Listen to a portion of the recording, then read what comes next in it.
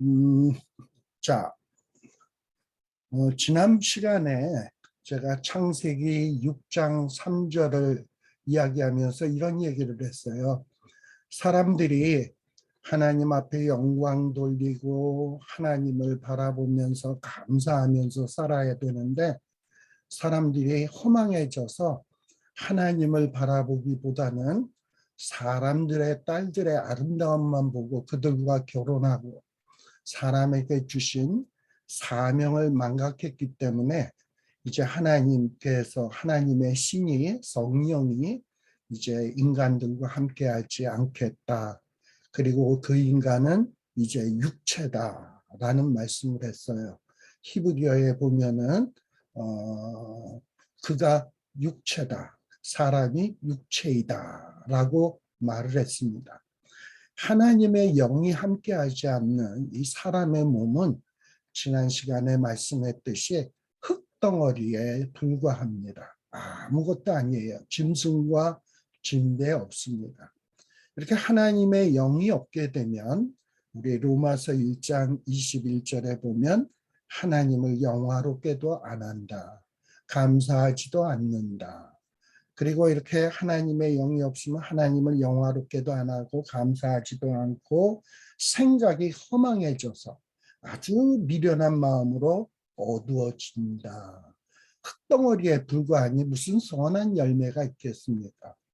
그럼에도 불구하고 하나님의 영이 없는 자들이 스스로 자기가 지혜롭다고 여기면서 막 하나님의 영광을 썩어질 사람과 새와 짐승과 기어다니는 동물 모양을 만들어 놓고 이것이 하나님이다 하는 정말 이 어리석음을 범하게 된다.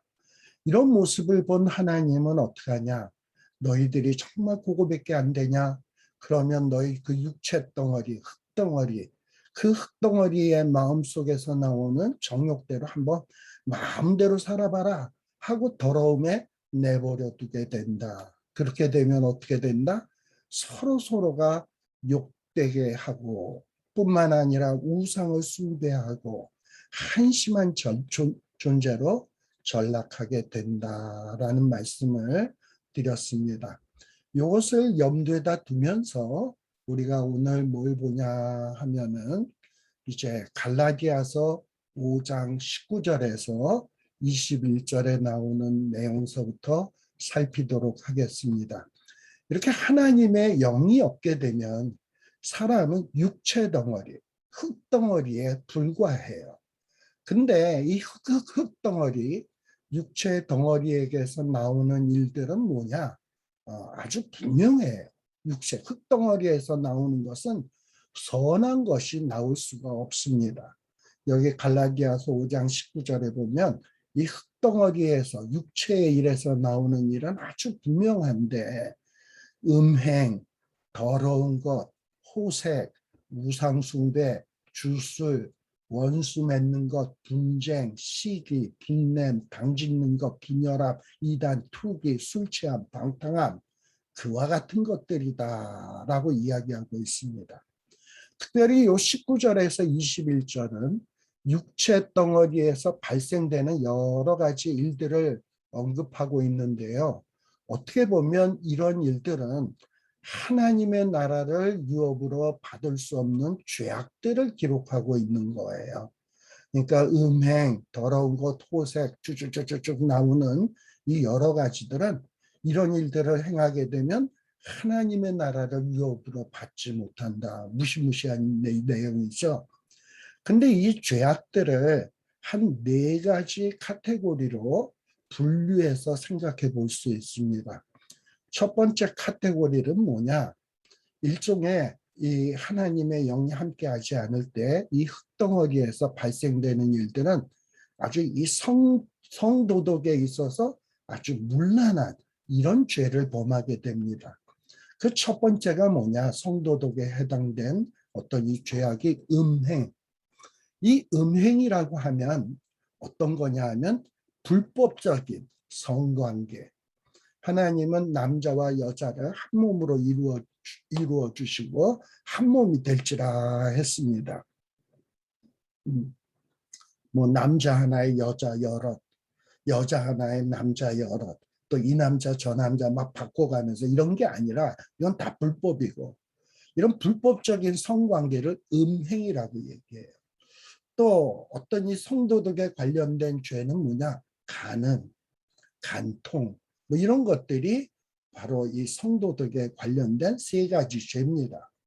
또 어떤 것이 있냐? 더러운 것, 더러운 것. 성적인 불결. 이 더럽다라는 것은 어떤 걸 얘기하는 거냐면 성적인 불결이에요. 자, 이 성적인 불결은 어떤 것을 얘기하는 거냐? 마음으로 짓는 죄들. 성경에서 우리 예수님께서는 말씀하시기를 여자를 보고 음욕을 품는 것도 간음한 것과 진비 없다. 그러니까 마음속으로 어떤 음란한 생각, 음욕을 품는 것도 더러운 것이다 라고 언급을 하고 있는 거예요. 그리고 또 호색. 호색은 뭐냐? 어떤 불경건하고 이런 더러운 욕망을 탐닉하면서도 전혀 부끄러운 줄 모르는 상태. 이게 호색이에요. 호색. 그래서 이 성도덕에 관련된 세 가지 죄는 뭐냐? 음행, 더러운 것, 호색. 그 다음에 육체의 이 흙덩어리에서 나오는 또 이런 죄악들은 또 뭐가 있냐? 종교적인 것들이 있어요. 그 첫 번째가 뭐냐? 우상숭배. 뭐 우상숭배는 우리가 다 잘 알죠. 뭐 어떤 신상을 만들어 놓고 절하는 것도 우상숭배지만 하나님 외에 어떤 다른 것을 더 사랑하는 것, 그것도 우상숭배예요. 또 종교적 영역의 또 하나의 죄는 뭐냐면 술수예요. 이런 우상숭배 종교에 보면 막 이렇게 마술을 부린다든지 주술을 외운다든지 이런 것들이 술수예요. 술수. 자, 그 다음에 또 세 번째 부류에는 어떤 것이 있냐? 사람과의 관계, 다른 사람과의 관계에서 아주 이기적, 남을 사랑하는 것이 아니라 나만 사랑하는 이기적으로 행함으로 발생되는 8가지의 죄가 있어요. 그 중에서 우리 여기에 보면 원수 맺는 것, 분쟁, 시기, 분내 뭐 쭉 나와 있죠. 여러 가지 죄들이 있는데 뭐 원수 맺는 것, 이건 뭐 우리가 다 잘 아는 것이고, 그 다음에 뭐 분쟁, 이것도 잘 아는 것이고, 시기도 뭐 잘 아는 것이고, 분냄 잘 아는 것이고. 근데 여기에 보면 당 짓는 것이 있는데, 이 당 짓는 것은 뭐냐 하면 사람이요, 자기만의 이익을 위해서 어떤 부당한 방법을 사용하고 모략이나 음모 등을 일삼는 것. 사람들을 어떤 부당한 이익을 위해서 사람들이 모여가지고 그것을 부당한 이익을 얻기 위해서 모략과 음모를 꾀하는 그 일당, 당을 만드는 것. 이것이 바로 당 짓는 것이에요. 그 다음에 투기. 투기는 뭐냐?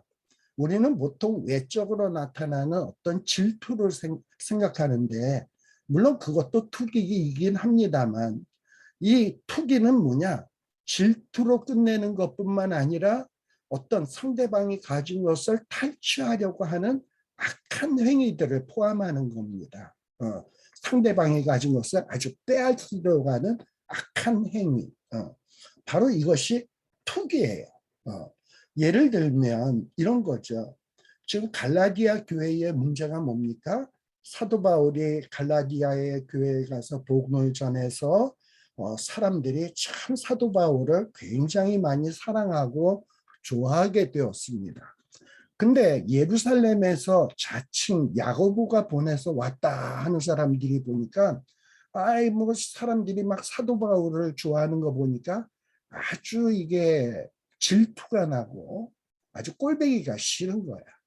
그래가지고 이 야고보가 보내서 왔다고 하는 사람들이 아주 그냥 당을 지어가지고 그 사도 바울을 질투, 투기하면서 뭐라 그렇게 얘기하냐?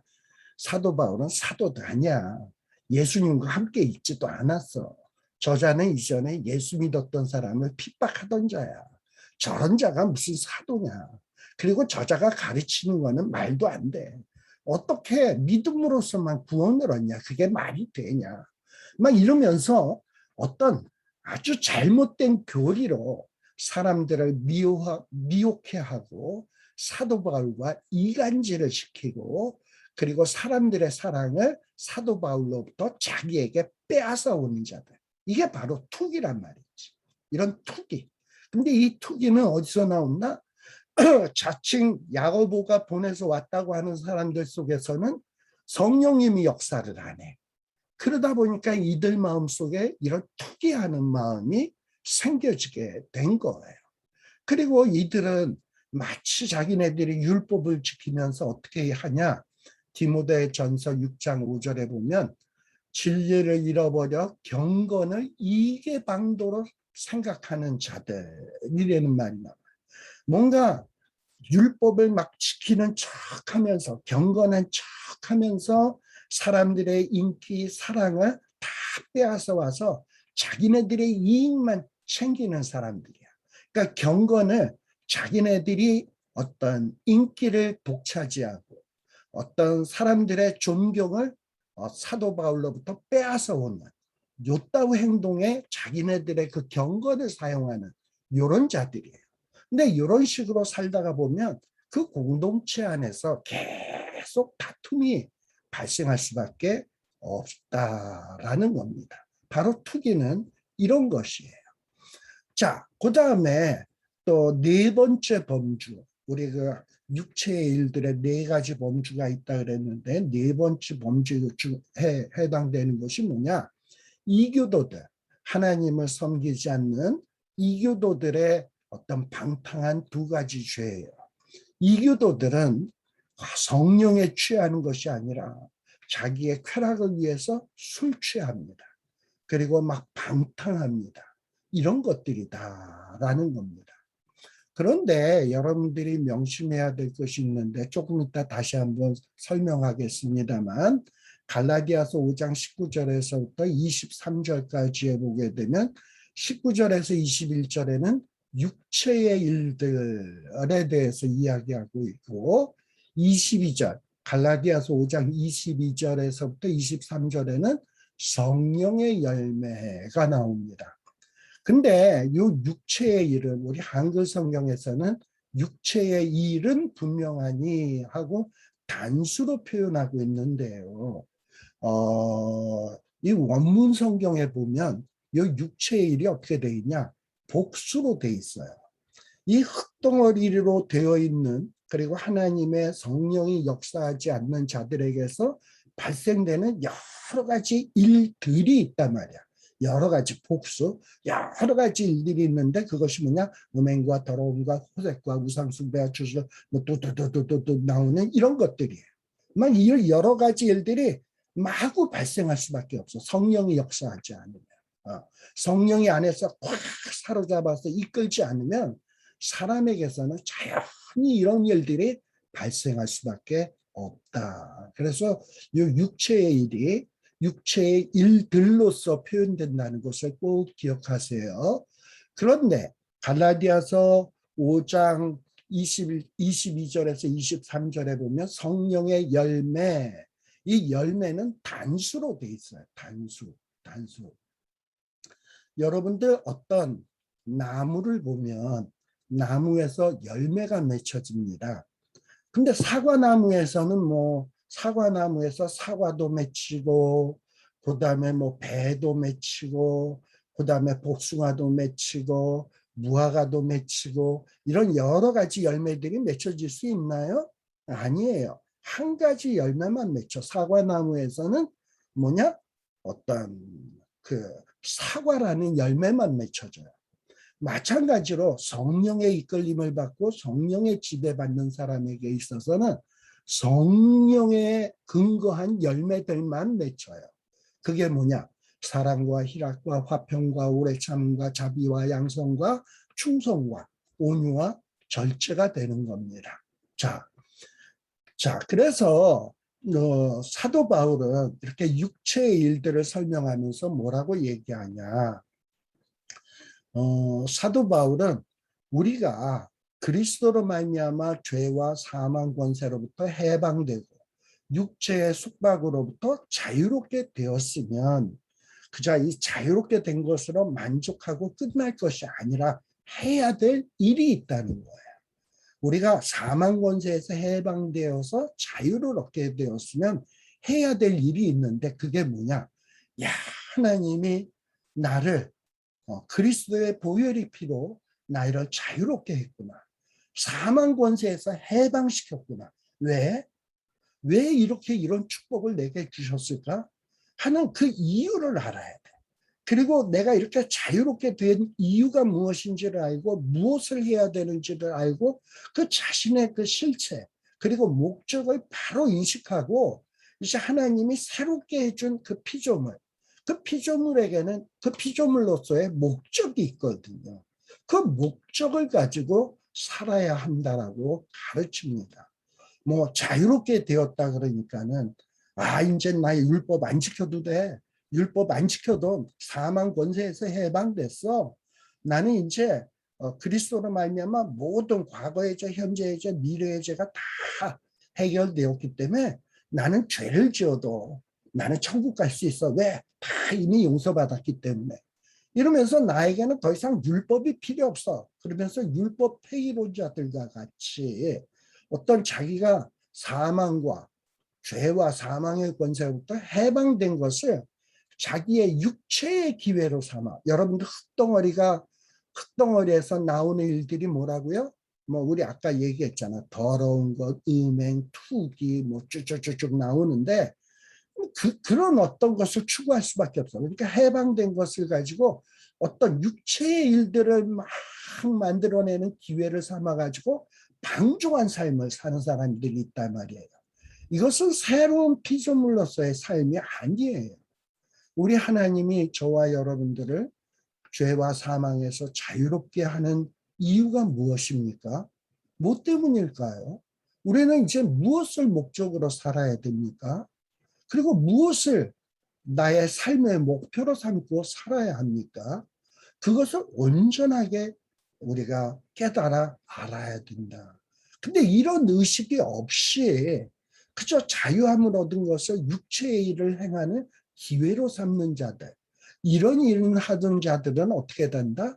하나님의 나라를 유업으로 받지 못한다라고 무시무시한 말씀을 하고 계세요. 야, 그러면은 우리는 잠시 어떤 두려움이 생겨요. 왜냐? 뭐 우리 뭐 우상숭배, 뭐 주설 같은 거는 저와 여러분들은 안 하죠. 그러나 원수 맺는 것, 여러분들에게 원수 같은 사람은 없나요? 분쟁, 나는 전혀 분쟁한 적 없다. 시기한 적도 없다. 분냄도 없다. 당 지은 적도 없다. 분열한 적도 없다. 뭐 투기한 적도 없다. 방탕한 적도 없다. 이런 거에서 자유로운 사람들 있습니까? 난 이런 거 한 번도 안 하고 이런 일에서 난 깨끗한 자야. 자신만만하게 얘기할 수 있는 사람이 있습니까? 다 우리들 가만 보면 이런 일들을 행했거든. 근데 우리 성경에 보게 되면 뭐라고 얘기하냐? 자, 이런 일들을 하는 자들은 하나님의 나라를 유업으로 받을 수 없다. 야, 그러면 나도 이런 일들을 행했는데 이거 하나님의 나라를 유업으로 받지 못하는 것 아니야? 하는 이런 의문이 생겨진다 이 말이에요. 근데 여기서 이런 일을 하는 자들, 요 하는 자들을 잘 기억해야 돼요. 이 하는 자들이라는 말은 어떤 뜻이냐 하면은 문법적으로 분사로 기록돼 있어요. 현재 분사. 즉 분사에는 여러 가지 의미가 있는데 진행의 의미가 있습니다. 그러니까 이런 일을 계속적으로 진행하는 자들. 뭐 이런 일을 하다가 잠시 야 이거 내가 잘못했구나. 이거 회개해야지. 이렇게 끊어버리는 게 아니라 지속적으로 과거로부터 현재까지 계속해서 한 번도 회개하지도 않고 습관적으로 계속하는 상태. 그러니까 뭐 투기, 분쟁, 시기 이런 거를 과거에서부터 지금까지 계속 이루면서 회개도 안 하니 이런 자들, 이런 상태를 얘기하는 거예요. 그리고 어떤 성령님께서는 야 그건 육체의 일들이야. 그건 더러운 것이야. 너 그거 해결해야 돼. 그거 계속하다가는 하나님의 나라를 유업으로 받을 수 없어. 막 우리에게 어떤 깨우침을 주는데 그런 깨우침을 개무시하고 그냥 계속적으로 습관적으로 죄를 짓는다. 계속 육체의 욕심을 따라서 산다. 그러면서도 회개하지 않는다. 바로 이것이 뭐냐면 이런 일을 하는 자들이다. 이런 일을 하는 자들은 결단코 하나님의 나라를 유업으로 받을 수 없다라는 겁니다. 우리도 한 번쯤은 분열한 적이 있고요. 당지은 적도 있고요. 시기한 적도 있어요. 그런데 그러다가도 어느 날 말씀을 듣다가 혹은 성경을 보다가 그리스도의 피로 씻음 받은 내가 하나님의 자녀의 특권을 받은 내가 이렇게 이런 못된 마음을 품어서야 되나 하는 깨달음이 있잖아요. 그러면서 우리는 나아가서 눈물을 뚝뚝 흘리면서 주여 또 내가 이렇게 잘못했네요. 용서하여 주옵소서. 우리에게는 회개가 있잖아. 이 회개가 있기 때문에 우리는 이런 일을 계속적으로 하는 자들에 속하지 않는다. 그래서 우리가 뭐 분쟁하고 당지은 적이 있기 때문에 야 이제 하나님 나라 유업으로 받지 못한다. 이렇게 생각할 필요는 없다라는 거예요. 즉, 이 말은 한두 번의 죄악으로 하나님의 나라를 유업으로 받지 못한다는 것, 즉 구원을 잃는다는 뜻은 아니다. 여기서 말하는 육체의 일들을 하는 자들은 아주 반복적으로 지속적으로 하는 자들에게 해당되는 말이다라는 거예요. 이런 죄악을 습관적으로 행하는 자들은 스스로 죄악된 인간 욕망의 노예가 되어 있음을 보여주는 겁니다. 이런 자들은 죄의식도 없어요. 성령님께 순종하려는 마음도 없어요. 성령님의 음성에 귀 기울이려는 이런 노력도 하지 않습니다. 정말 그리스도인이라고 하는 껍데기만 있을 뿐, 명분만 있을 뿐, 그냥 계속 그 육체 덩어리, 흙 덩어리가 욕망하는 그 육체적 욕망을 따라서 사는 것입니다. 이런 자들은 하나님의 자녀일 수도 없고 자녀라고 할 수도 없기 때문에 당연히 하나님의 나라를 유업으로 받지 못하는 것이다 라고 생각하시면 됩니다. 자, 이렇게 사도 바울이 야 너희들 이런 일을 행하는 자들은 하나님의 나라를 유업으로 받을 수 없어 라고 하는 말은 갈라디아 교인들을 위협하고 협박하기 위해서 하는 말이 아니라 너희들이 성령님이 역사하지 않는 삶을 살면 너희 삶은 그냥 흙덩어리의 삶이야. 그리고 흙덩어리의 삶을 살다 보면 그 흙덩어리 속에 있는 육체의 소약이 어떤 죄악된 본성을 자극해서 결국은 죄악의 노예로 전락하게 돼. 그렇게 되면 너네가 하나님의 나라를 유업으로 받을 수 없게 돼. 그래서 정신 차리라고 경고로서 주는 말씀이다라고 생각하시면 됩니다. 자, 그리고 갈라디아서 5장 22절에서는 이제 무슨 얘기가 나오냐? 오직 성령의 열매는, 자, 아까 뭐라 그랬죠? 육체의 일들은 복수라 그랬어요. 그런데 성령의 열매 할 때 이 열매는 헬라어로 보면 단수로 표현되어 있습니다. 단수로. 그러니까 어떤 나무를 보세요. 나무를 보면 뿌리가 있습니다. 뿌리가 딱 이렇게 있어요. 그러면 그 뿌리에서 영양분을 쭉쭉 공급을 받습니다. 그러다 보면 우리에게는 뭐가 있냐? 성령의 뿌리가 탁 든든히 박혀 있는 거야. 그럼 성령의 뿌리로부터 성령으로부터 능력을 공급받게 되면 우리에게서 열매가 맺혀지게 돼 있어요. 이것은 다 뭐냐? 성령님이 주시는 열매야. 육체 열매는 흙덩어리에서 나오는 열매는 막 뒤죽박죽이야. 막 투기도 나오고 음행도 나오고 그 다음에 뭐 더러운 것도 나오고 투기도 나오고 막 이러는데 성령에 의해서 나오는 열매는 다 하나님이 기뻐하는 열매들이에요. 그래서 이 성령에 근거한 열매들입니다. 근데 우리가 보통 성령의 열매를 뭐라 그러죠? 9가지 열매. 그래서 사랑이랑 화평 뭐 이렇게 쭉 나오는데 이 성령의 열매는 다 성령에 연결돼 있고요.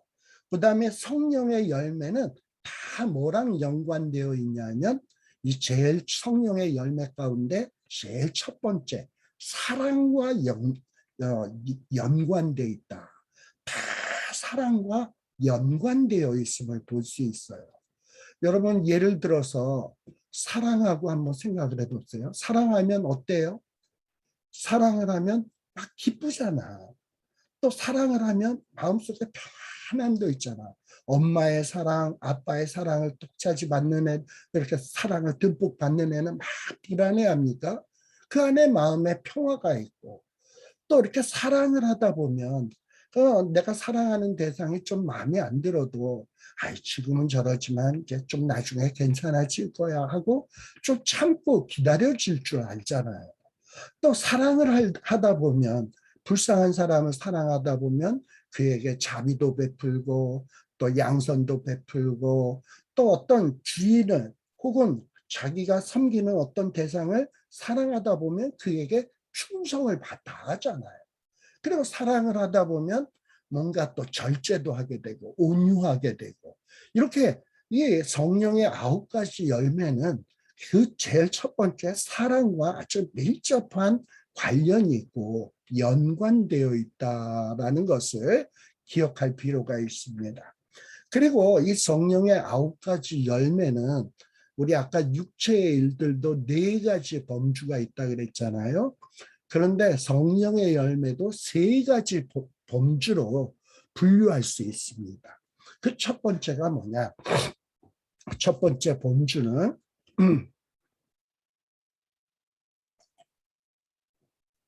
하나님의 성품을 반영한 것들이에요. 네, 3가지가 있습니다. 자, 우리가 성경을 보면 하나님은 무엇이다? 사랑이시다. 라는 말 많이 들어보셨죠? 하나님은 사랑이시다. 우리 요한일서에도 보면 사랑 할 때 사랑 하나님이 사랑이시다라는 말이 나와요. 자, 이 사랑은 하나님의 성품입니다. 이 하나님의 성품을 반영한 첫 번째 열매가 뭐냐? 사랑. 하나님은 우리를 사랑하셨고요. 또 이렇게 사랑을 하다 보면 어떻게 된다? 화평케 되고 그 안에는 기쁨이 넘쳐날 수밖에 없어요. 우리는 죽을 수밖에 없는 죄인이었고 우리의 미래는 절망뿐이었습니다. 평안이 아니라 절망이었어요. 그런데 우리 하나님의 사랑으로 기쁨을 얻게 되었고 하나님과 화평하게 되었고 하나님 속에서 희락을 얻게 되었다라는 겁니다. 또 이렇게 하나님의 성품과 관련된 3가지 열매가 있고요. 또 사람들과의 관계에서 나타나는 3가지 열매가 있어요. 이렇게 성령이 뿌리로 해서 성령으로부터 능력을 공급받는 사람은 사람과의 관계에서 어떤 이런 3가지의 열매를 맺습니다.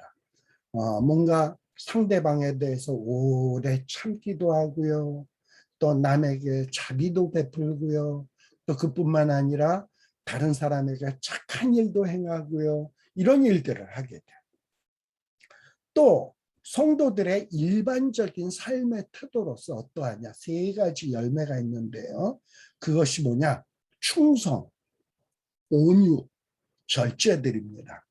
그러니까 성령이 확 뿌리박히고 성령으로부터 능력을 공급받게 되면 뭔가 하나님께도 충성하게 되고 우리 이웃에게도 충성하게 되고 교회에도 충성하게 되고 또 이렇게 충성하면서 여러 가지 일들을 할 때 온유하게 되고 절제하게 되고 이런 모습들을 보이게 됩니다.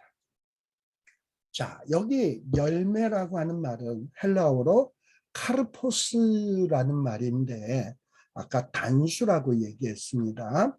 이 성령의 은사와는 구별된 것으로 성령의 사역뿐만 아니라 인간의 책임성을 동시에 함축하고 있는 말입니다. 그러니까 이 열매는 우리의 책임이기도 해요. 성령에 딱 뿌리박고 있다 보면 뭔가 능력을 공급받다 보면 사랑해야 되고 희락해야 되고 화평해야 되고 오래 참고 자비하고 양선하고 충성하고 온유하고 절제하는 일들을 해야 되는 거예요. 근데 해야 되는데 이걸 해야지 한다고 해서 해지냐? 안 돼. 그게 우리 의지로 하려고 그러면 안 돼. 이것을 할 수 있는 가장 좋은 방법은 뭐냐? 자꾸 성령을 쫓아, 성령을 따라, 성령이 지시하는 대로 하려고 노력하는 거예요. 그것이 뭐냐 하면은 이런 거예요. 성령의 감동으로 된 하나님의 말씀을 자꾸 가까이 하고, 성령님께서 이 성경 말씀을 통해서 내게 뭐라고 지침을 내리고 계시지? 내가 무엇을 하기를 원하시지? 그걸 자꾸 성경 말씀을 통해서 알려고 노력을 해야 돼. 그거를 막 열심히 하면 돼. 그리고 이제 그렇게 해서 뭔가를 깨달았어요. 내가 뭐 해야 될 일을 알았어. 근데 그거를 내 능력으로 막 하려고 해서는 안 돼. 내 무능력을 인식하고 하나님 내가 성경을 보니까 이 일도 해야 되고 이 일도 해야 되고 이것도 해야 되고 이런 열매도 맺고 이것도 해야 되는데 하나님께서도 알다시피 내가 그런 일들을 할 수 있는 능력이 있나요? 성령님께서 깨달음 주셨으니 나에게 그런 능력을 주세요. 나에게 그 힘을 주세요. 이런 육체의 일들을 떨쳐버릴 수 있는 힘을 좀 주세요 하고 하나님 앞에 내 무능력을 인식하고 그리고 하나님에게 의지하는 이 기도를 해야 돼. 기도를 해야 돼. 그러다 보면 성경 읽고 기도하다 보면 마음속에 말할 수 없는 기쁨이 생겨나고 또 평강이 생겨나고 화평이 생겨나고 이전에는 참지 못했던 것이 참을 수 있게 되고 이전에는 짠돌이었는데 정말 넓은 마음이 생겨지게 되고 그래서 자비하게 되고 양선이 베풀게 되고 그리고 이전에는 그냥 나밖에 모르고 이기적으로 살았는데 이제 이웃에게 충성하게 되고 하나님 앞에 충성하면서 힘든데도 막 기쁘게 되고 막 예전에는 내 성깔대로 했었는데 이제 막 온유하게 되고 절제하게 되고 이런 것들이 자연스럽게 점점 이런 열매들이 자연스럽게 맺혀지는 거예요. 그래서 내가 온유해야지 절제해야지 해서 맺어지는 열매가 아닙니다. 이거는 만일에 그렇게 해서 맺어지는 거라면 이거는 어떤 수도승들 뭐 고행 자기 어떤 훈련 이런 어떤 수련을 통해서 이루는 것이지 성경은 우리 성령의 열매는 이 자기 수련을 통해서 하는 게 아니라 끊임없이 성령의 음성에 귀 기울이고 그리고 그것을 행할 수 있도록 성령께 의지하는 기도를 해야 되고 그리고 하나님의 도우심을 간구하는 이 일을 막 행할 때 자연스럽게 이런 능력들이 발생되면서 열매를 맺게 되는 것입니다. 그래서 이렇게 말씀 보고 깨닫고 그리고 해야 될 사명과 목적을 발견하고 막 노력을 하다 보면 힘들어. 많이 힘들어. 그런데도 막 희락이 생긴다니까요. 여러분 희락이라고 하는 것은 일반적인 기쁨을 표현할 때도 우리가 희락이라는 말을 사용합니다마는 여기서 성령의 9가지 열매 가운데 희락이라고 하는 것은 어떤 희락이냐? 외부적인 환경, 이런 어떤 외부적인 환경은 전혀 기뻐할 조건이 하나도 없어. 돈도 없어. 뭐 주변에 정말 열악한 상황이야. 한심해. 앞이 캄캄해. 그럼에도 불구하고 속에서부터 막 터져나오는 어떤 기쁨이 있는 거예요. 내적인 기쁨. 예. 이런 기쁨. 그리고 내 마음속에 있는 어떤 내 마음속에서 막 밀려나오는 그 평화가 주는 기쁨. 우리 찬송가의 가스펠송에 보면 이런 가스펠송이 있잖아요. 내 맘속에 있는 참된 이 평화는 누구도 앗아갈 수 없네. 사도 바울이 신라와 함께 빌립보 감옥에 갇혔습니다. 그 지하에 습기가 가득 찬 어두움이 칠흑 같은 어두움 속에 냄새가 쾌한 냄새가 나는 그 감방에 갇혔어요. 그것도 죄를 지어서 감방에 갇힌 것이 아니라 귀신 들린 여자아이의 귀신을 내어 쫓았더니 그 여자아이, 귀신 들린 여자아이를 통해서 점치는 일로 돈을 벌어먹던 사람들이 고소해가지고 그냥 길이 얻어맞고 빌립보 그 감옥 어둡침침한 곳에 억울하게 감방에 갇히게 되었습니다. 그것도 사도 바울이 뭐 빌립보 오고 싶어서 왔습니까? 사도 바울과 실라는 아시아 지역으로 가서 복음을 전도하고 싶었는데 기도하는 중에 마게도니아 사람이 나타나서 이리로 와서 우리를 도라 하는 이 성령님께서 주시는 그 환상에 이끌려서 간 첫 번째 도시가 빌립보였어요. 그리고 귀신을 내쫓고 좋은 일을 하고 감방에 갇혔습니다. 저와 여러분 같으면 어떻게 하겠습니까? 내가 아시아로 갔으면 이런 일 안 되겠는데 하나님이 마게도니아 사람의 환상을 보여주셔가지고 빌립보 와가지고 내가 이 원치도 않는 깜빵에 갇혀서 이 생고생을 하고 있습니다. 막 그냥 원망, 불평 쏟아내지 않겠습니까? 내가 한 일은 귀신을 쫓아내주는 좋은 일을 했는데 내가 왜 이렇게 디리맞고 깜빵에 갇혀야 돼? 하나님은 왜 나를 이런 길로 인도하시는 거야? 막 불만이 쏟아져 나올 것 아닙니까?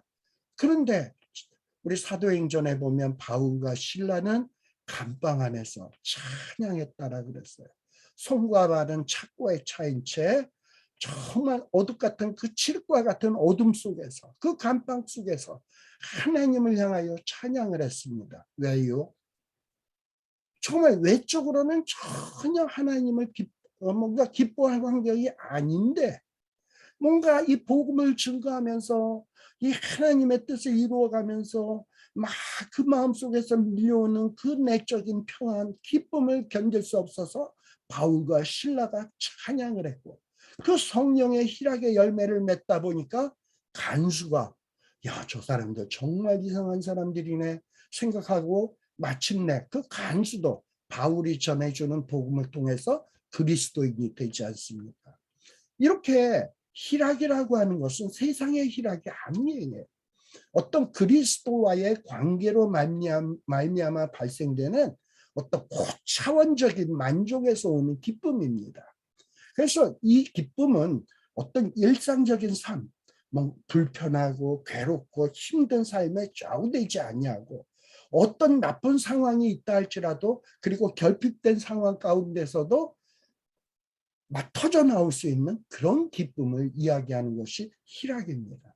이것이 누가 주는 기쁨이냐? 성령에 꽉 뿌리 박은 사람. 성령이 나에게 무엇을 이야기하시지? 성경책을 막 불을 켜고 찾는 사람. 그리고 발견했으면 그 말씀을 붙들고 주여 내가 정말 이것을 행하고 싶은데 내가 이만큼도 능력이 없네요. 내가 힘 주세요. 나에게 능력 주세요. 내게 능력 주시는 자 안에서 모든 거 할 수 있다 하지 않았습니까? 주여 내게 그 능력을 주세요. 막 눈물 넣어서 주 앞에 기도하다 보면 내 마음속에서 말할 수 없는 폭포수 같은 은혜가 막 솟구쳐 오르면서 기쁨이 나오고 평화가 나오고 그러다 보니까 막 넓어져서 자비의 마음이 막 나오고 착한 일을 하고 싶고 온유하게 되고 절제하게 되는 이런 아름다운 열매들이 맺게 되는 것이다 라는 것을 기억하십시오. 그리고 이 성령의 열매를 맺다 보면 하나님과의 관계, 사람들과의 관계, 일반적인 삶에 있어서도 그 모습이 너무너무 아름다운 모습으로 바뀌어지게 된다. 그래서 하나님도 기쁘시게 하고 사람들도 기쁘게 하고 어떤 일반적인 나의 삶도 아름다운 삶으로 바뀌어지게 돼요. 근데 성령님이 역사하지 않는 사람의 삶은 흙덩어리의 삶이야. 거기에서는 더러운 것이 나올 수밖에 없어. 특히 우리 아까 얘기했죠. 어떤 것들이 있다고요? 뭐 주소, 원수 맺고 분쟁, 시기, 분냄, 당짓는 것, 분열, 투기, 술 취함, 방탕함. 자, 이런 모습들이 아름답습니까? 사람들이 볼 때, 저렇게 살고 싶다라는 마음이 드나요? 사람들도 다 구역질 나고 싫어하는 것들이야. 이렇게 육체에서 나오는 열매들은 더럽고 추한 것들입니다. 그러나 어떤 성령의 뿌리받고 성령으로 능력으로 공급받아서 맺어지는 그 열매는 뭔가 다 공통점이 있어. 사람을 기쁘게 해. 여러분들 가을철에 맺은 그 잘 익은 이 실과들에 아삭하고 베어 먹을 때 얼마나 그것이 달콤하고 사람을 기쁘게 합니까?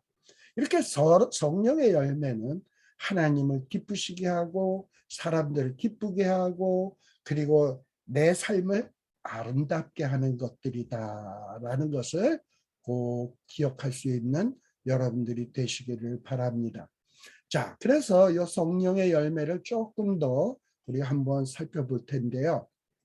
자, 우리 아까 희락, 뭐 사랑은 이미 얘기했고 희락은 어떤 것이냐 제가 말씀드렸고, 그 다음에 세 번째 열매인 화평.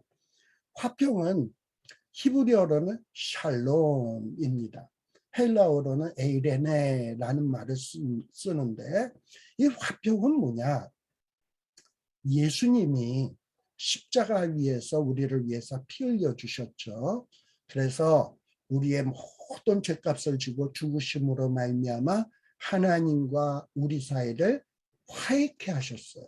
그래서 하나님과 우리 사이를 평화케 했습니다. 그리고 이전에는 십자가 사건 이전에는 우리에게는 절망밖에 없었습니다. 우리를 기다리는 것은 저주밖에 없었어요. 그러나 예수님이 내 죄 문제를 다 해결하고 난 다음서부터는 내 마음속에 어떤 평강이 넘치게 되고 그리고 어떤 평화의 마음이 생겨나기 시작을 했습니다. 이게 바로 화평이다라는 거예요. 그래서 이 평화는 내면적으로 이제 나는 이제 죄와 사망으로부터 해방됐구나 라는 이런 마음에서 생겨나는 평화일 뿐만 아니라 이런 평화를 가진 자는 예수 그리스도가 나와 하나님을 화평케 했으니 나도 이제 이웃에게 나가서 주의 복음을 증거해서 그로 하여금 하나님과 평화케 만들어야 되겠다 하는 이런 마음이 생겨나게 돼요. 그래서 이웃과의 관계 속에서도 뭔가 평화케, 화평케 하는 자가 됩니다. 이전에는 육체의 일들로 시기, 분쟁, 방 짓는 것, 투기 이런 일들을 했는데 이제는 이런 일들을 싹 해소하는 그리고 평화케 하는 은사가 뭐냐? 화평이다. 화평. 또 성령의 9가지 열매 중에 네 번째 나오는 것은 오래 참음. 이 오래 참음은 뭐냐? 어떤 시련을 당하더라도 다른 사람에게 관용할 줄 아는 성품을 이야기합니다. 힘들어요. 괴로워요. 저 사람이 하는 꼴을 보자니 너무너무 힘들어. 괴로워. 저런 인간 잘라버렸으면 좋겠어. 저런 인간 안 봤으면 좋겠어. 그런데도 불구하고 야, 하나님이 내가 아직 죄인 되었을 때 나를 사랑하사 나를 위하여 정말 아들 예수 그리스도를 보내서 나를 죄사하시고 나를 사랑하셨지. 하나님이 내가 죄인 되었을 때 하나님이 나를 독생자 예수 그리스도를 보내므로 자기의 사랑을 확증하셨잖아. 그렇다면 나도 저자가 꼴 보기 싫더라도 어떤 시련이 있다 할지라도 나도 참아야 되는 것 아니야? 이런 마음이 생겨지는 거예요. 이게 뭐냐? 오래 참음이다. 그리고 우리 하나님은 어떻습니까? 인간이 타락하고 배반해서 다른 길로 갈지라도 회개하고 돌아오기를 오랫동안 기다려 주시잖아요. 바로 이것이 하나님의 성품이에요. 오래 참으시는 하나님의 성품입니다. 바로 이렇게 성령의 뿌리 받고 있는 사람은 이런 열매를 맺는다. 그래서 여러분들이 성령에 충만한가 안 한가를 가만 테스트를 해보려면 나에게 이런 오래 참는 성품이 있나? 그리고 내 마음속에 어떤 이런 화평이 있나? 하나님과 나 사이의 화평, 또 이웃과의 화평하는 이런 모습이 있나? 이거 한번 찾아봐야 돼. 또 성령의 열매 가운데 뭐냐? 자비. 자비 이것은 뭐냐? 뭐 언뜻 보면 도덕적인 선, 뭐 타종교에서도 불교에서도 자비 이야기 많이 하죠.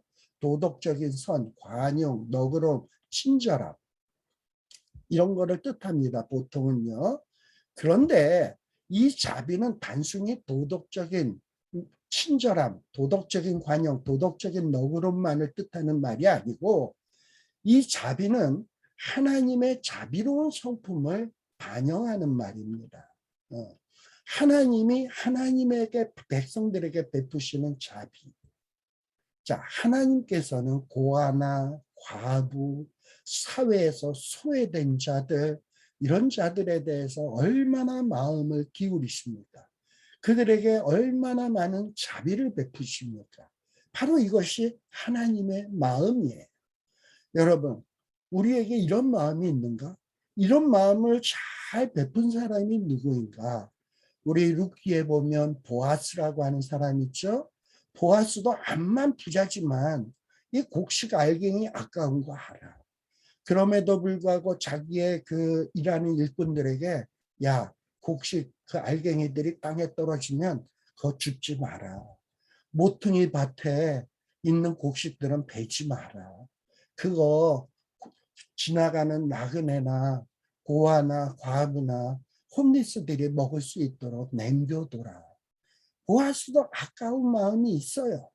그러나 보아스는 하나님의 마음을 가졌어.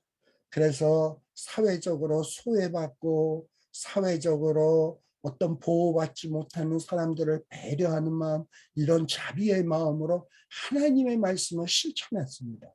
바로 왜? 성령님께서 그런 능력을 주셨단 말이지. 바로 이것이 자비의 마음이다라는 거예요. 그리고 양선, 이 양선은 뭐냐면 이웃에게 선을 베푸는 거예요. 선, 좋은 것을 베푸는 거예요. 선. 선이 히브리어로는 토브예요. 좋은 것, 좋은 것을 베푸는 것이에요. 그래서 정말 성령에 충만하게 되면 성도들 간에 좋은 것을 베풀고 싶고, 그리고 또 자기를 가르치는 자들, 또 자기에게 충성하는 자들, 이런 사람들과 좋은 것을 나누고 싶어. 이게 바로 양선입니다. 그 다음에 충성은 뭐냐? 이 충성은 뭐 군대에서 충성 뭐 이런 것보다는 어떤 다른 사람들이 믿고 의지할 수 있는 인간이 되게 하는 자질. 어떤 사람이 막 하는 어떤 일들을 보면 야, 저 인간은 정말 믿을 수가 있어. 저 사람에게는 내가 믿고 의지할 마음이 있어. 이런 모습이 바로 충성이에요. 근데 이 충성의 어떤 대표적인 모습이 뭐냐면 성실성입니다. sincerity, 성실성. 여러분, 어떤 사람이 농땡이 피지 않고 열심히 자기 일을 하고 맡겨준 사명을 감당하면 그런 사람은 믿을 수 있지 않습니까? 그럼 그런 사람에게는 믿고 어떤 일을 맡기게 되죠. 그리고 어떤 사람이 우리를 향하여 초제일관 그냥 농땡이 피지 아니하고 꾸준히 그냥 해오던 대로 어저께나 오늘이나 또 앞으로도 계속 일관되게 똑같이 우리에게 열심히 하는 모습을 보면, 그런 사람을 보면 우리가 뭔가 그 사람을 의지하고 싶은 마음이 생기지 않습니까? 신뢰하고 컨피던스 하고 싶은 마음이 생기지 않습니까? 바로 이게 충성이에요. 이 성령에 충만한 사람에게는 이런 모습이 나타나게 돼 있습니다. 저와 여러분들에게는 이런 모습이 있는가? 한번 곰곰이 한번 생각해 볼 필요가 있습니다.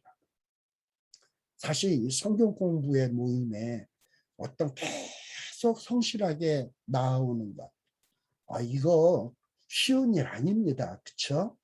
근데 참 여러분들 참 존경스럽습니다.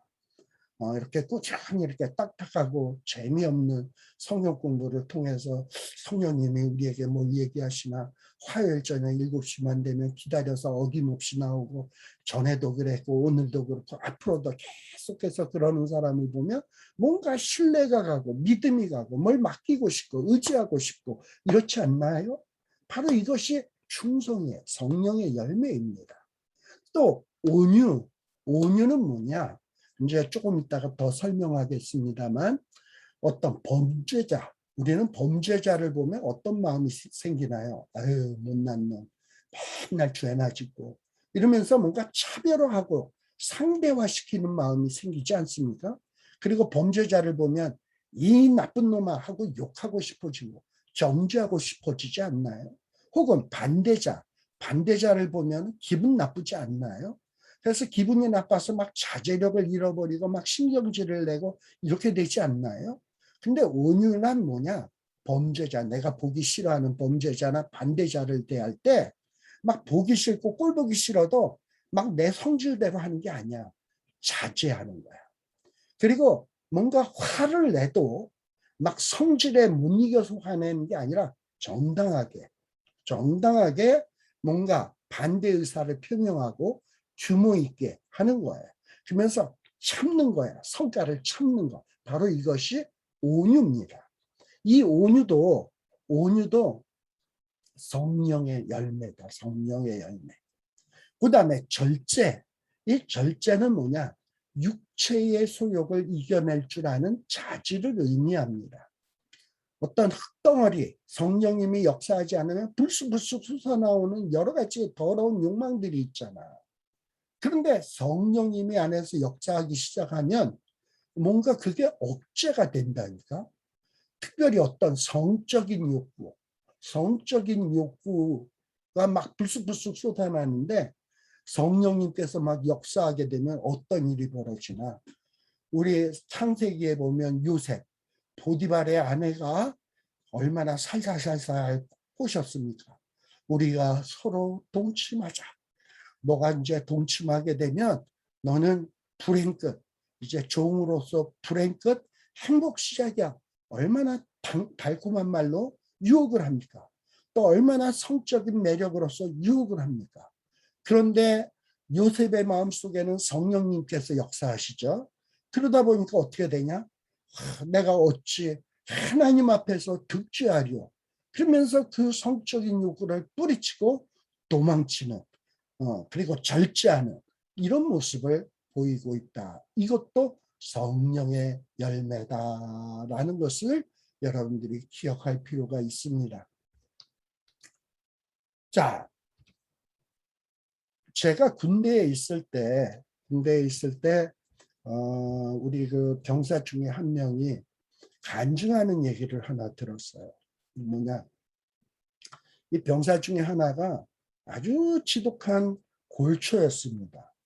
그런데 자기가 교회 다니면서 이거 계속해서 이 골초가 돼가지고 이런 모습으로 사는 게 너무 싫더랍니다.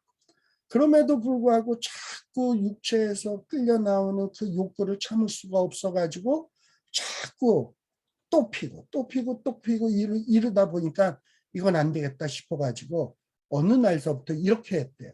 뭔가 이 담배를 피고 싶고 어떤 이 꼴초의 본능이 나온다 싶으면은 그냥 쏜살같이 교회에 나올 수 있으면 교회 본당에 들어와가지고 하나님 이러고 기도했대요. 하나님 나에게 또 이런 욕구가 생기네요. 이거 어떻게 하면 좋아요. 막 이러고 기도했대요. 그러다 보면 기도하다 보면 이상하게 그 욕구가 쓱 사라지더래. 그리고 또 교회 올 수 없을 때는 또 혼자서 화장실에 들어가서 주님 이러고서 또 기도했대. 그러면서 슬슬 그런 욕구가 사라지면서 어느 날서부터는 뭔가 담배 냄새 맡기도 싫어졌다. 이러면서 담배를 끊었다라고 간증하는 병사가 있었습니다. 이게 뭐냐? 이렇게 자꾸 육체의 소욕이 나타날 때 육체의 소욕보다는 성령의 소욕을 막 쫓아 행하다 보면 성령님께서 그것을 이길 수 있는 능력을 주십니다. 절제할 수 있는 능력을 주신다. 이것도 성령의 열매다라는 것을 여러분들이 기억하시면 좋겠습니다. 이렇게 이 성령의 열매는 우리가 성령님을 막 쫓아서 행하고 성령의 뿌리를 받고 성령님이 주시는 능력을 공급받다 보면 이 성령의 열매를 맺게 되는데 이것을 금지할 법이 없다는 거예요. 여기서 금지할 법이 없다라는 표현은 뭐냐? 성령님의 인도하심을 따라 살 때, 아까 성령님의 인도하심을 따라 산다는 게 뭐라고요?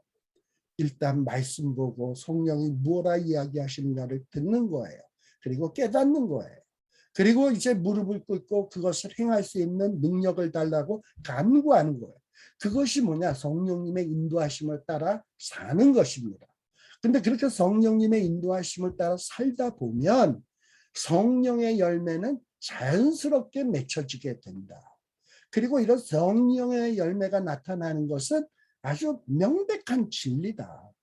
이렇게 성령님의 인도하심을 따라 살다 보면 이런 열매가 자연스럽게 맺혀지는 것은 이건 너무나도 자연스럽고 너무나도 명확한 일이고 어떤 법이나 논리로도 부정할 수 없다라는 겁니다.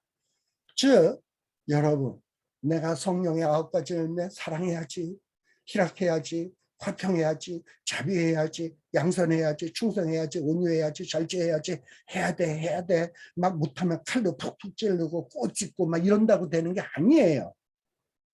그런 어떤 마음이 생길 때 성경 말씀 앞에 성경을 펴놓고 성경을 보고, 또 그런 나쁜 마음이 생겨날 때 기도를 하고, 또 나쁜 생각이 날 때 막 찬송을 부르고 뭐 이러면서 막 하다 보면 하나님께서 절제의 능력을 주시고 평화로운 마음이 생겨나게 하고 기쁨을 주시게 하고 막 이런 열매들이 막 맺혀지게 되는 것입니다. 자연스럽게.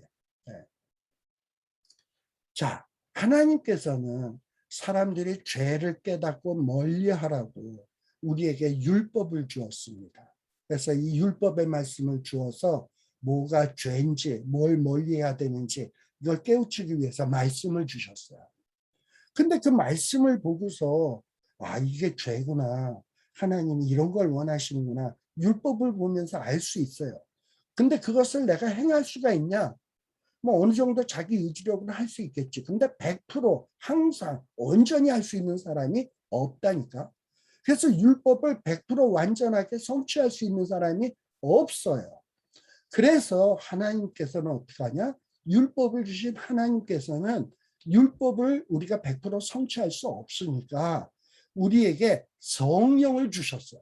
그래서 율법이 하지 못하던 죄를 제어하는 이런 결과를 얻게 해주셨습니다. 로마서 8장 26절 뭐라고 돼 있습니까? 성령도 우리의 연약함을 어떻게 하신다? 도우신다. 성령께서 우리의 연약함을 도우신대요. 네. 정말 내가 성령님을 쫓아 행하면서 살고 싶은데 뭐가 성령님이 원하는 건지 성경을 많이 못 읽어서 모르는 사람이 있잖아. 그리고 무엇을 기도해야 되는지 모르는 사람이 있잖아. 그런데 막 성령님의 도우심이 정말 사모해서 막 기도를 하다 보면 우리가 빌바를 알지 못하나 성령님께서 말할 수 없는 탄식으로 우리를 위해서 친히 간구를 해준다. 즉 뭐냐, 성령님이 나를 보고 얘가 지금 뭐라고 기도해야 되는지 모르는데 하나님, 얘에게 필요한 거는 절제의 능력이 필요하고요, 얘에게는 오래 참는 능력이 좀 있어야 될 것 같고요, 얘에게는 좀 사랑의 마음, 자비의 마음 이런 게 필요할 것 같네요. 하나님, 이런 열매를 맺을 수 있도록 좀 능력을 좀 주세요. 성령님이 말할 수 없는 탄식으로 우리를 기도해 주십니다. 그래서 율법을 우리 힘으로는 절대 이룰 수 없는데 성령님께서 기도해 주심으로 우리가 율법도 성취할 수 있는 능력이 생겨난다니까요. 네. 자, 이렇게 성도가 성령에 충만한 삶을 산다면 율법을 의식하지 않더라도 율법의 의도와 완벽한 조화를 이룸으로써 하나님의 뜻을 이루게 됩니다. 율법을 우리가 제대로 알지도 못하고 의식하지도 않는데도 성령님이 우리를 대신해서 다 필요한 것을 위해서 간구해 주다 보니까 언제부턴가 우리의 삶이 율법을 제대로 알지 못하는데도 율법이 말하는 삶을 살고 있어. 그렇다고 성경 안 읽어도 된다는 거 아니에요. 하나님께서 주신 율법은 분명히 성경이에요. 그것도 열심히 읽어야 돼요. 그리고 이것을 내가 내 능력으로 할 수 없구나라는 것도 깨달아야 돼요. 그리고 기도해야 돼요. 성령님의 도우심을 간구해야 돼요. 그러다 보면 우리에게 자연스럽게 아름다운 성령의 열매가 맺혀지게 되고 하나님과의 관계, 이웃과의 관계, 내 삶이 풍성하고 아름다운 삶으로 바뀌어지게 된다.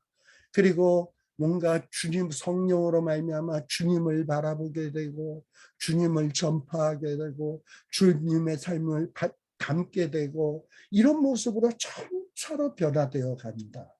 여러분, 정말 우리가 예수 믿고 이런 삶을 살고 싶지 않습니까? 이런 삶으로 변화되고 싶지 않습니까? 정말 우리는 이런 모습으로 나아가야 되겠다라는 겁니다. 자, 그리고 이렇게 내면에 성령을 소유한 성도들도 암만 우리가 이제 성령님이 역사한다 할지라도 우리에게 육체가 있는 한 어떤 죄악된 인간된 본성도 동시에 가지고 있으므로 우리 속에는 갈등이 있어요. 육체의 소욕, 성령의 소욕이 막 대적을 합니다. 그리고 자꾸 우리가 육체의 소욕에 끌려서 육체의 소욕에 행하려는 대로 행하는 때가 참 많아요.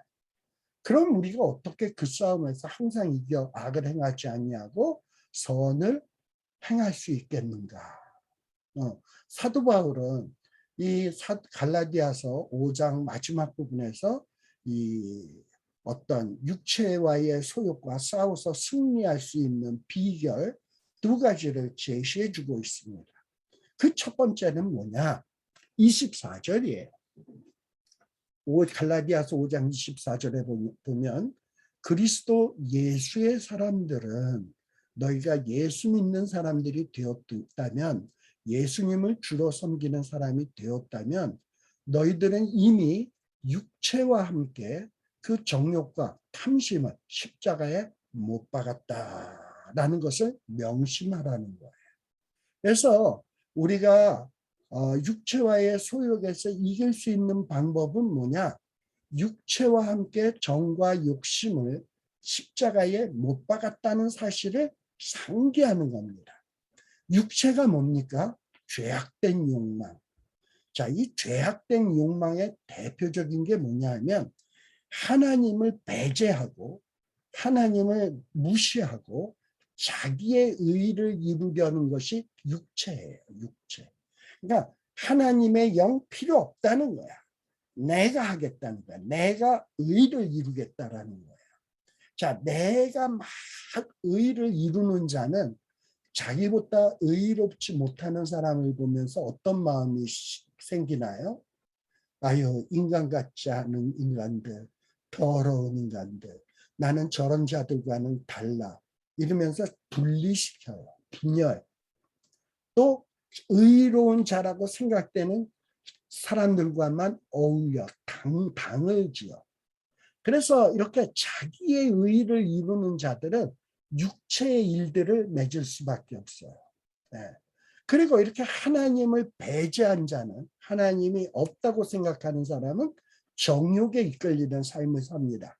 아까 제가 요셉 이야기했죠. 요셉은 항상 마음속에 누가 있어요? 하나님이 있어요.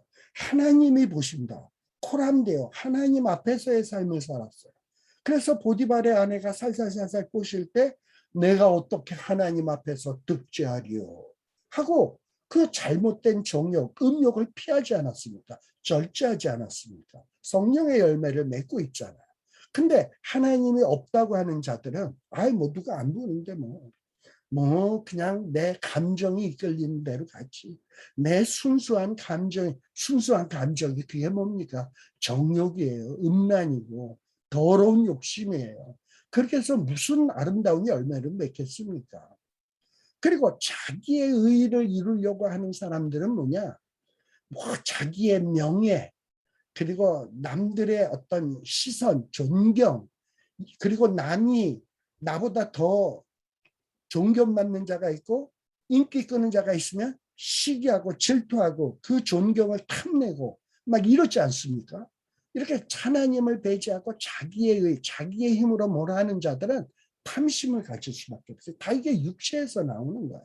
음욕도 마찬가지고. 자, 이것들이 얼마나 더러운 것입니까?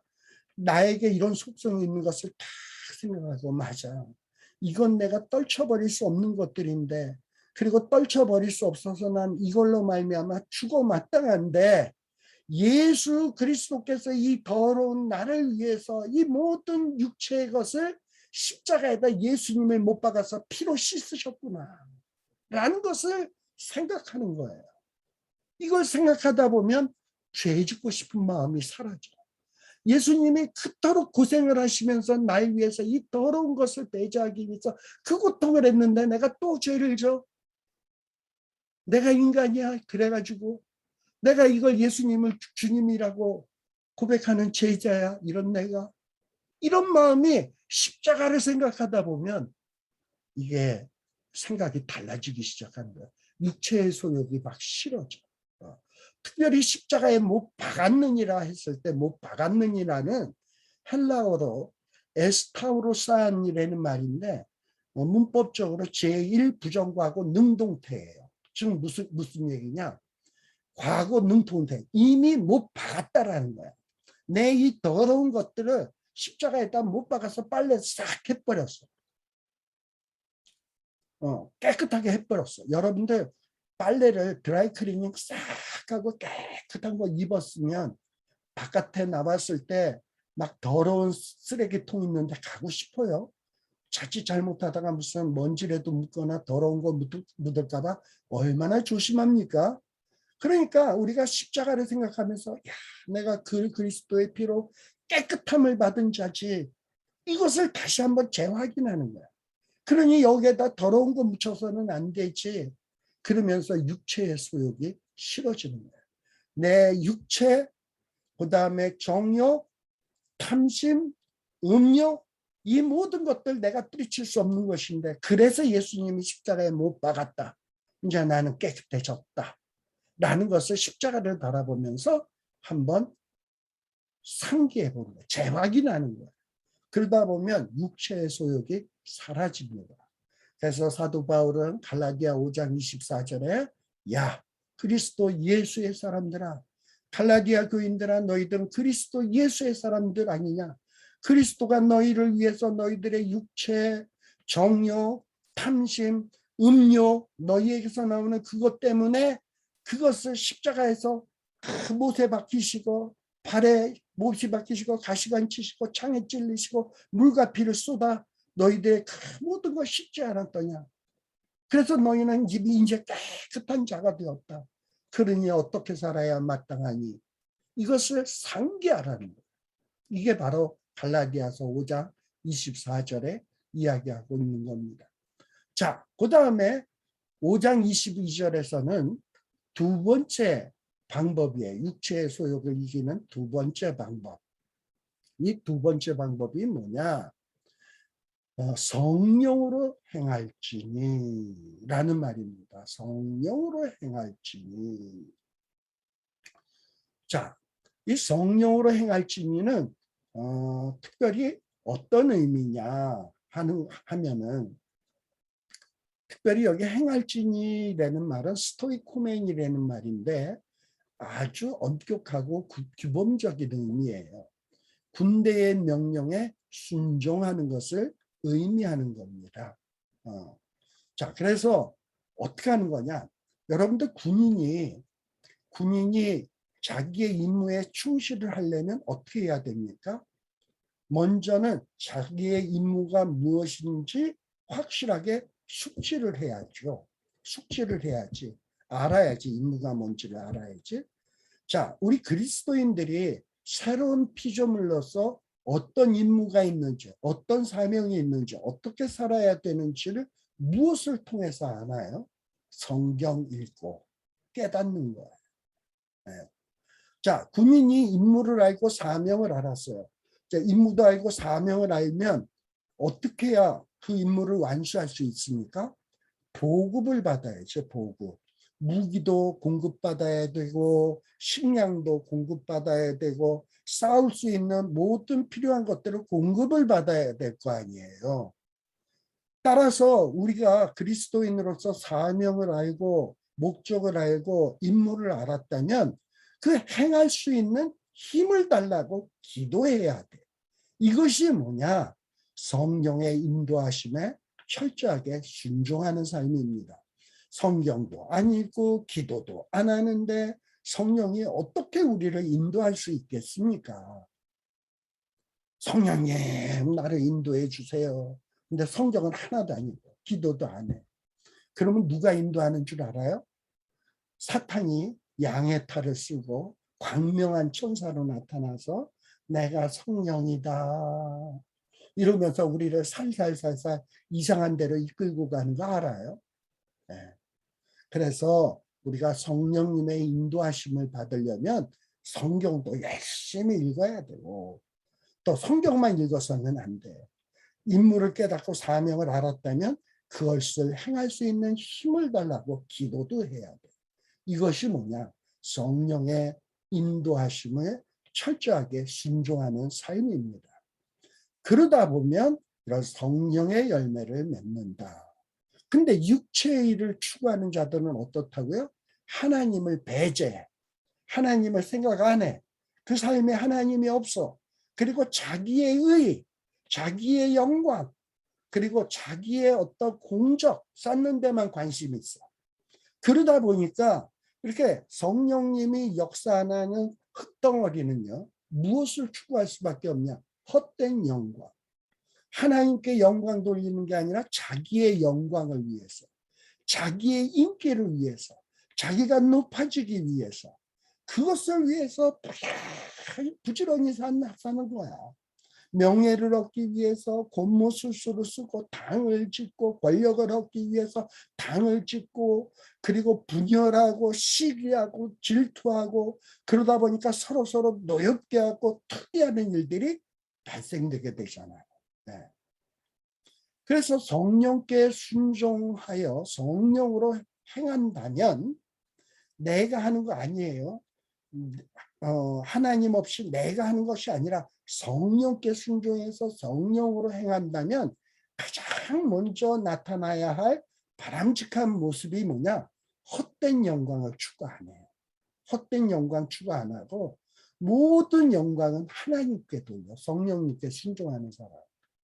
그리스도께 예수 그리스도에게 십자가의 영광을 돌리는 거예요. 나의 나됨은 하나님의 은혜라 라고 고백하게 돼 있어요. 그런데 하나님이 없는 자들은 내가 잘해서 내가 이 일을 했지 내가 이것을 이루었지 이러면서 헛된 영광을 추구하게 된다. 심지어는 이 헛된 영광을 추구하는 사람들은 어떠냐? 내가 율법을 지킴으로 어떤 성령의 도우심이 아니라 내가 율법을 지킴으로 스스로 의롭다고 여겨. 그리고 좀 의롭지 못한 자들을 무시해. 그리고 자기는 교만해져. 자랑해. 그러다 보면 딴 사람들이 보면 얼마나 꼴보기 싫어. 분열돼. 당이 지어져. 이런 모습이 나타나게 된다. 그러나 성령님을 의지하는 사람은 상대방을 무시하지 않습니다. 오히려 자기를 남을 자기보다 낮게 여깁니다. 그런데 어떤 하나님을 배제하고 성령님의 도우심이 없는 사람은 상대를 무시하고 자기를 남보다 낮게 여기는 이런 마음으로 산다. 그래서 사도 바울은 너희들 성령님을 쫓아 행해. 어떤 너의 의의를 이루려고 하지 마. 저 야고보가 자칭 보내서 왔다고 하는 사람의 꼬임에 빠져서 너희 스스로 율법을 지켜서 너희 스스로 의의를 이루려고 하는 마음으로 살지 마. 그러다 보면 너희들은 너희의 영광을 추구하게 돼 있고 너희의 의의를 드러내게 돼 있고 남을 무시하게 돼 있어. 그러지 마. 헛된 영광 구하여 서로를 노엽게 하고 서로 투기하지 말라. 정말 너희들이 성령의 뿌리 받고 성령을 쫓아 행하면 서로 사랑하게 돼. 투기하지 않고 그리고 평화하며 온유하며 절제하며 자비하며 양선, 충성, 절제 이런 열매들이 나타나게 돼 있어요. 정말 남은 인생 짧은 인생인데 이런 열매 맺기에도 시간이 없어 죽겠는데 어떻게 그 더러운 열매를 남은 인생 속에서 주렁주렁 그 더러운 일들을 막 마구잡이로 발생시키면서 살아서야 되겠냐. 정신 차려라 하면서 마지막 갈라디아 5장 25절에 야 성령으로 살면 성령으로 행할지니 성경 읽고 기도하고 그리고 정말 사명을 인식하고 도움 달라고 기도하고 성령님 의지하고 헛된 영광 구하지 말고 서로 노엽게 하고 투기하지 말며 아름다운 열매를 맺으면서 살거라고 하고 이 갈라디아서 마지막 부분에서 말씀하고 있는 겁니다. 자, 이렇게 해서 우리가 갈라디아서 5장 24절까지 5장 마지막 부분까지를 마쳤습니다. 이제 잠시 한 2, 3분 쉬었다가 나머지 부분 좀 살피도록 하겠습니다.